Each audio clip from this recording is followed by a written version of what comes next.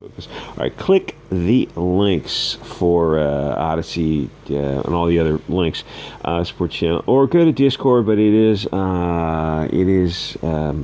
you're going to need asbestos panties if you're going to wade through the cancer that is the Discord. So Johnny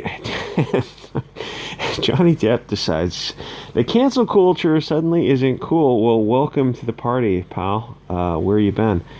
Didn't he threaten to 44 caliber a president, aka John Wilkes Booth? That's cool, but cancel culture is not. It'd be better to stand up against cancel culture before you got canceled. It gives you the moral high ground. It's a moot point because you have women on their periods and soy boys on the internet with nothing better to do than be beggars and hangers on to celebrities for that sweet hit of dopamine. All those Trump reply guys, like, what happened to them? They honestly, they probably made a lot of money from PayPal, Patreon doing that Trump reply stuff. But they also made a lot of that dopamine. They got some street cred from being a Trump reply guy. It's like, well, Trump's gone, but you still have to live with yourself, and you're just a colossal douchebag. Don't get me wrong, they're both douchebags, but anyway, so it's always better to be like the source douchebag and not the parasitical douchebag of a douchebag, if you know what I mean. So it's performative public masturbation for neurotransmitters. Was I a good soy boy? I said a feminist talking point. Give me attention. 99% of feminists, or maybe I don't know, 95%, they're not actually interested in women's rights at all. I don't think they can even define them. And that's, like I said, it's the majority, but it's not all. There are some who are legitimate. They're like cats who are pawing at your book while you're reading. Just paw, paw, paw, paw, paw. So you pet them, just gives me that attention. The thing is, you're not going to stop cancel culture. Even Congress give more billions to Israel. It won't push for the internet as a free speech platform. Do you think they would have worked on that in the past 20 years? They would have recognized that as essential to liberty, but they're too busy giving money to countries all over the world that aren't the United States. Weird. That would have been a great start. Cancel culture is part and parcel of a low IQ, low trust society. Nothing is dumber than Twitter, Facebook, Instagram as a collective thought. As long as you have soy boys, cat ladies, and cell phones, you're going to have bored people who want to get attention by canceling some actor who is even more narcissist than themselves. It's sociopaths canceling sociopaths. There is no way back. There is only through. Step on the gas. The beatings will continue until morale improves. Eventually, cancel culture will burn itself out, or it won't, and the country will split into super states or regions for different tribes or ideology. We are experiencing the direct democracy of the left end of the bell curve. Twitter, Facebook, Instagram is giving low IQ people a voice. It's not just a mob of people. It's far left of the bell curve mob of people who can advocate conflicting ideas because they don't have the cognitive horsepower to notice the logical errors. This problem was made worse by throwing money at it without changing leadership. Okay, let's throw more money at it without changing leadership. That's Twitter. That's the mainstream social media. Beyond celebrity, plastic, fuck doll, Hollywood cancellation issues, which I encourage people to cancel and burn down these Epstein, Weinstein types as much as possible. The whole industry associated with Hollywood is cancer.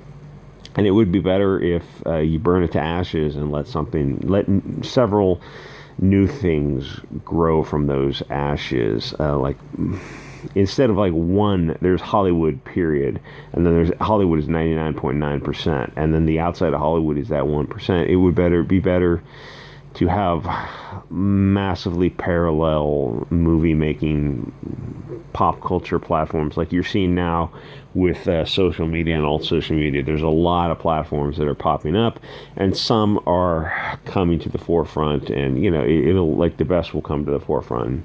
Usually that's going to be not the one that the mainstream is pushing. So like what you're seeing on mainstream social media is the failure of multiculturalism, for the simple reason that different tribes have different standards of conduct. On social media, there is no moral high ground. The rules of engagement of the most base, crude, smooth brain are the standard rules. And you can't fix any social media app that passes through the Apple or Google terms of service filters. Only Gab and Telegram have bypassed that by having software downloads directly from their websites. There are no external filters. The only rules are from the platform itself. For Gab, it's no illegal acts, which is standard across all platforms.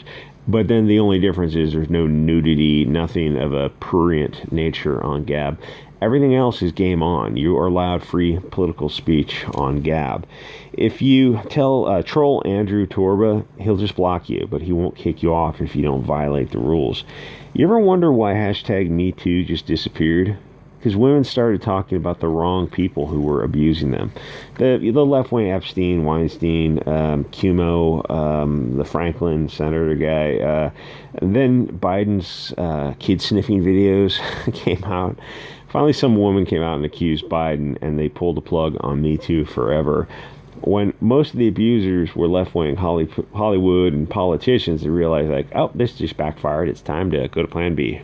If they had principles and dogma, like a core belief in the idea of Me Too, then they would continue with it. I mean, the idea of Me Too is kind of silly right from the start because it's bypassing due process. But if you're taking down people like Epstein and Weinstein and the Hollywood machine, then it works, even though it's not perfect. It's like it's still working. But they quickly abandon Me Too, and they're online. They say, "Don't worry, we're working hard behind the scenes." No, you're not. You don't have any principles. So it hurt the left wing. Like 3 out of 4 were left wing people that were getting taken down. So they quickly abandoned it. Because the right wing has got, generally, it's more Mike Pence types who are very careful. Anyway, and follow me here, the left wing is full of people who diddle kids and snuggle women. They are the peak Weimar history repeating degenerates that only the spiritual hardest of hard radiation of Luciferian cleansing plutonium can wash away. The more mainstream people get canceled, the better.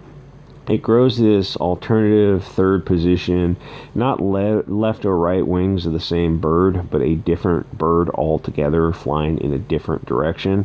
Where are we going? The fuck away from the mainstream bird, to a place of free expression and the unfettered exchange of ideas. If you don't like a user on Gab, you block them. On Telegram, you can block them, I think, or you just leave the room. Telegram is kind of similar to the internet of the 90s, where you had like a page. This was before images. You had a page, and it was great. Don't get me wrong, the internet in the 90s was sweet. You had a page with all these different rooms in it, and they like a brief description of the rooms and mods for the rooms because they created the rooms.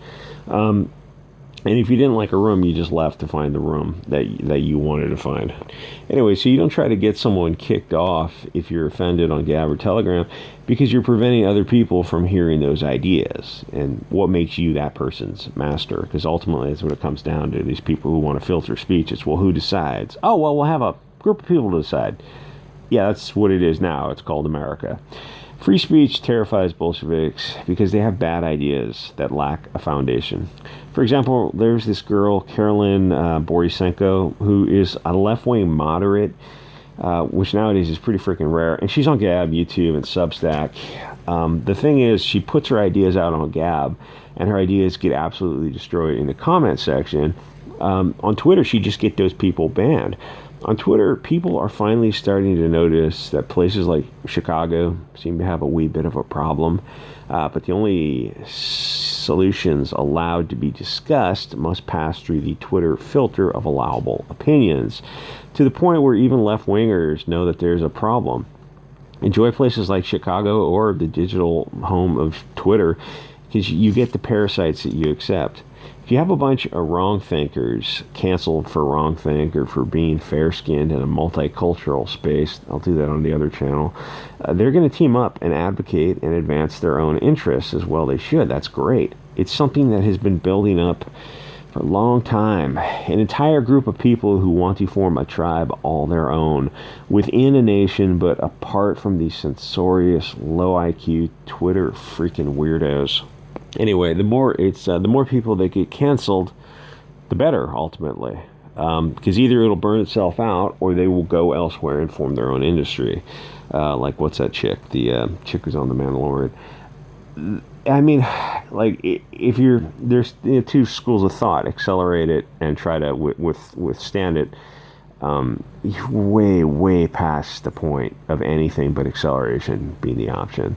Anyway, like, comment, subscribe, get on click the links, support channel or various platforms, and I'll see you guys next episode.